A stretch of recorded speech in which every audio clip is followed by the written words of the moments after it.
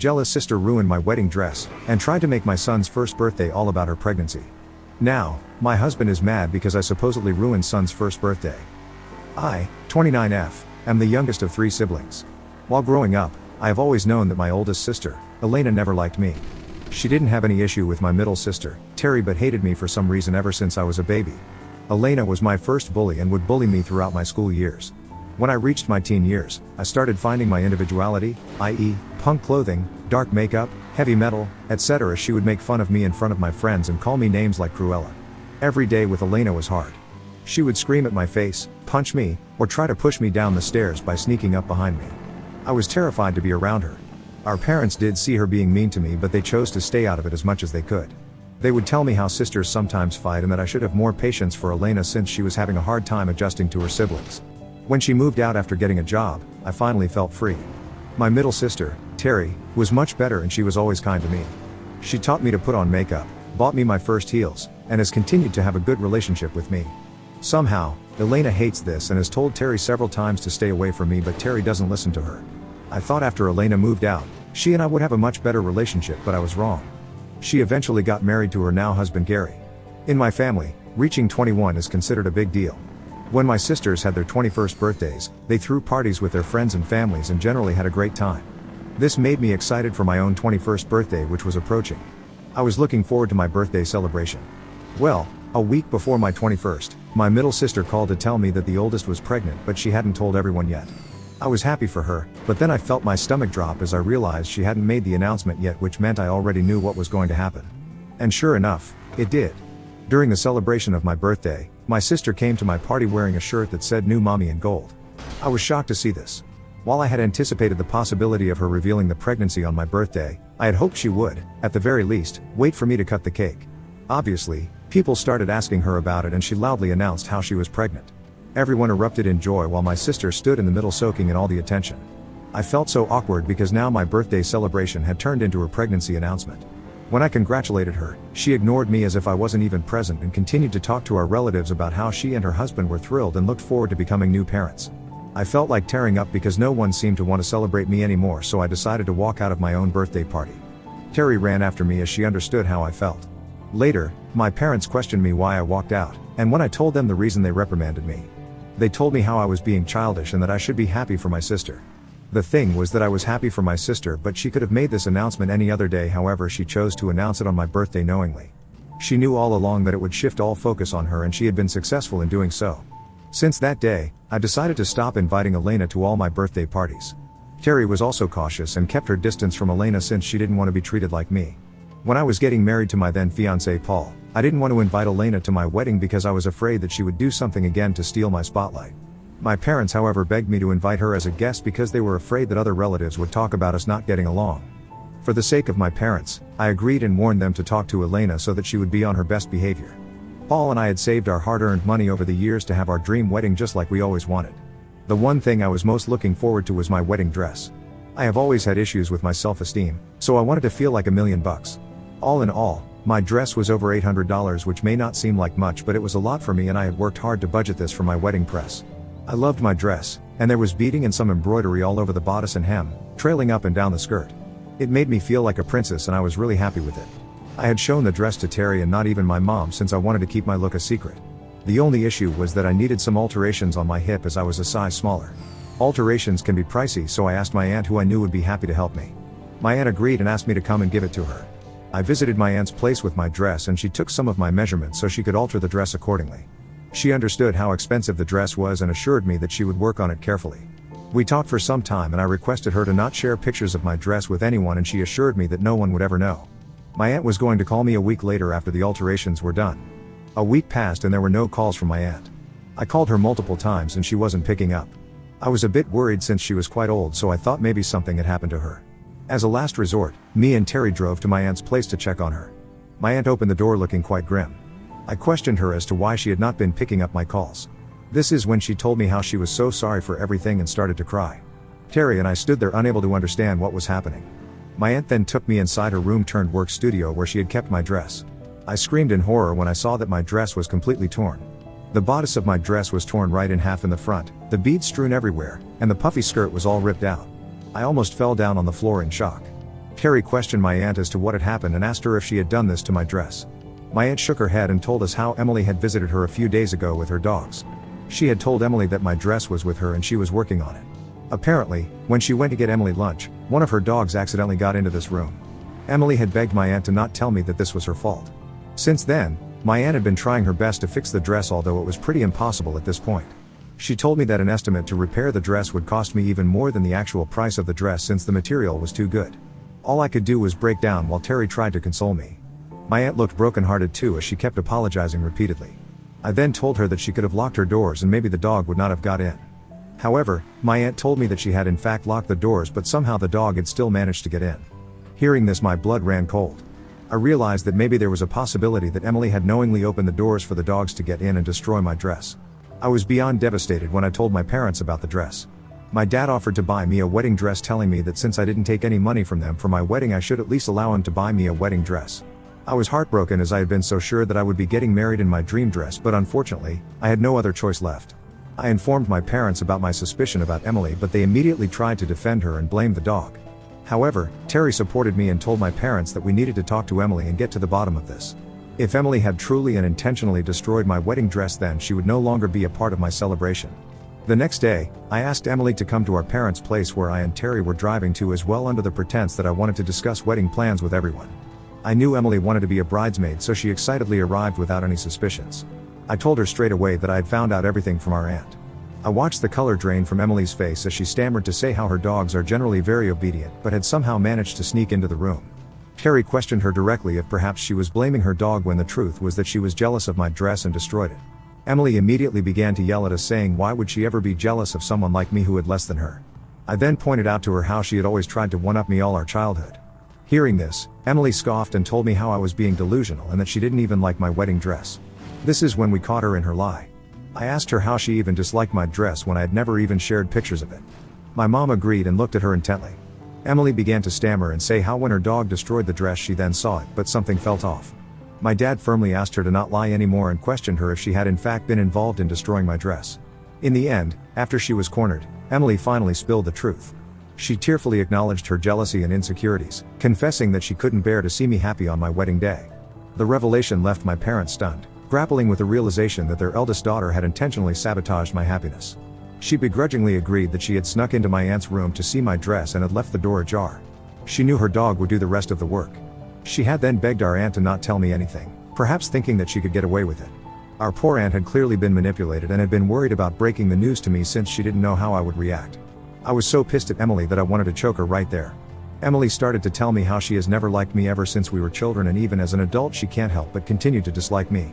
Terry defended me and told Emily that she should have dealt with her emotions by going to therapy rather than destroying my things or bully me. My dad, for the first time, stood up for me and told Emily that he was disappointed in her. I was still angry and hurt, so I asked her to pay me $800 back for the dress since she had now publicly admitted her mistake. Emily seemed taken aback and told me how she did not have that kind of money, but I threatened to take her to court so we could settle this legally. My mom, torn between her two daughters, attempted to mediate between us. My mom told me that since my sister was apologizing to me, then I should have more grace for her.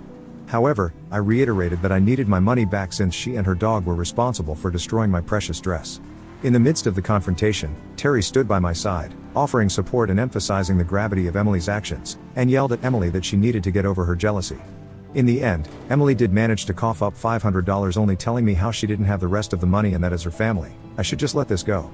Furious and hurt, I decided to cut ties with Emily and uninvited her from my wedding, realizing that her envy had led her to destroy such a significant event in my life. My mom tried to mediate again, but this time both my dad and Terry told her that Emily had crossed a line and there was no going back. With my wedding dress irreparably damaged, I had to choose a new one, which my dad paid for me as he had promised. Despite the challenges, my wedding turned out well. Instead of dwelling on the negativity with Emily, I chose to direct my focus towards my future life with my husband. I believe witnessing me getting married, without her inclusion, might have prompted Elena to finally grasp the consequences of her actions. She sent me a bouquet of flowers congratulating me. However, I chose to ignore it and refrain from responding, as I was still hurt and angry about what she had done to me.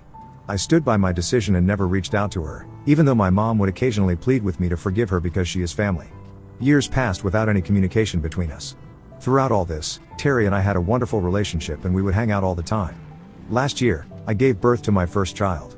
My husband was with me in my delivery room and was my rock. Later, when I came back home, my parents came to visit me. They were happy to see my baby and spent some time with my son. Later, my mom insisted that enough was enough and that I should get back in touch with my sister. She told me how both me and Emily were now mothers and we needed to get over our past so eventually our children can become close. I don't know if it was my pregnancy hormones or the happiness of being a mother, but I started to consider my mother's request. When Emily heard about my son, she called me to congratulate me, and this time, instead of letting it get to voicemail, I picked up. She was surprised that I wanted to talk to her, but I told her how I had been thinking a lot and that it seemed time to let bygones be bygones. Emily immediately agreed and apologized to me again. She expressed deep remorse for the hardships she had subjected me to all those years ago, revealing that she had come to comprehend her jealousy and mental health struggles through therapy. She assured me that going forward she would be a better older sister to me and that she was going to help me and my son wherever she could. Given the new chapter I was entering as a first-time mother, I chose to forgive her for everything. My primary focus was on ensuring my baby would grow up surrounded by boundless love. Since the birth of my son, Emily has indeed stood by her promise and been there for me in every possible way. She has offered assistance wherever she could, and Terry, much like myself, has been pleasantly surprised by Elena's transformed behavior since we last spoke to her. The three of us have gradually started spending time together, and it genuinely appeared that Emily had overcome her past issues. Now coming on to the incident that happened, my son just turned 1, and we threw a small party to celebrate. So, the party was going well, we had ordered a cute cake, the decorations were on point, and everyone was having a good time. As my husband and I brought out the cake for my son, everyone started to sing happy birthday. Suddenly, I watch Emily walk towards the DJ and grab the mic from him. People turned to look at her as she then announced to the room that she was pregnant again and had waited until now to share this happy news. I stood there in shock absorbing her words, and it all seemed like a bad joke to me. My 21st birthday memories came reeling back to me when I was first upstaged by her, and now my son's first birthday was ruined by her announcement again. The whole room became quiet with everyone looking around awkwardly, not knowing how to react. My husband stood there motionless, not quite understanding why Emily would do something like this. Emily then walked up to me in front of everyone and announced that since she had always been there for me for my first child, she expected me to be there for her second child and help her take care of the baby. Emily continued to say how she would want nothing more than a grandbaby shower organized by me for her baby. I was shocked, to say the least, and looked at her blankly. She then handed me a small envelope and told me that she was looking forward to seeing what her baby shower would look like. I opened the envelope to find a to-do list for her baby shower. I couldn't believe her audacity. Anger surged within me, fueled by years of pent-up frustration, and I had enough of her behavior. My family watched as I started tearing the list into shreds right in front of her. That's when all hell broke loose. Elena's smirk vanished, replaced by a shocked expression, and then the waterworks started. She burst into tears, further drawing the attention of everyone at the party. My dad sternly asked Emily's husband to take her away, while my mom tried to defend her, saying that as my son's aunt, she deserves to be here for the celebration. Meanwhile, Terry, my ever-supportive sister, shot me an understanding look, and decided to take matters into her own hands.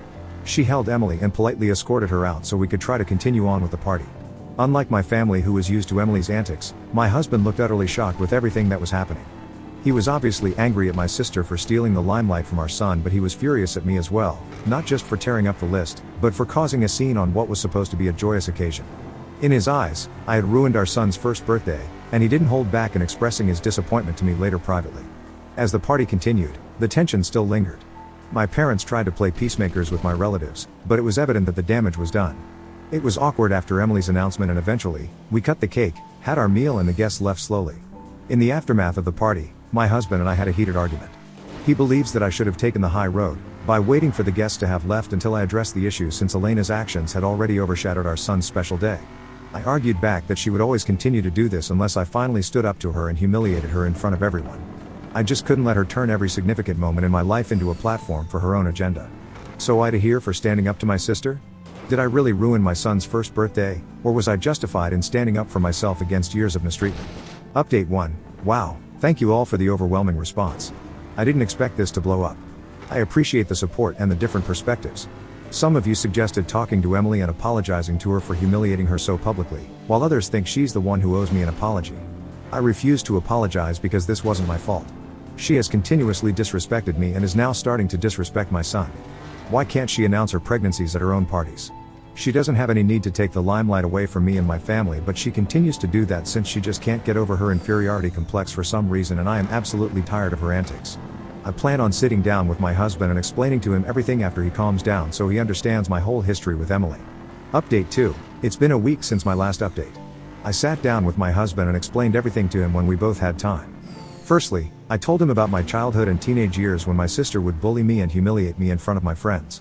His eyes widened in shock as he had no idea previously that she was so mean to me growing up. Of course, I had mentioned a few instances here and there, but I had never gone into specifics with him. Then I told him about my 21st party where she had pulled the same stunt with me and how humiliated that made me feel. I explained to him that this had been happening to me my entire life and that she couldn't let me have the spotlight any day. He was shocked after hearing everything from my perspective. He told me that when I had mentioned to him about the wedding dress and how Emily had ripped it up, he thought it was just a one-time thing.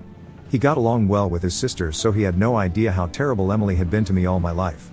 He started to apologize to me for being angry and told me that he had no idea that I had such deep wounds. He explained to me that he was just excited for our son's birthday, but with the drama between me and my sister, he felt that it ruined the entire mood of the party, to which I completely agreed with.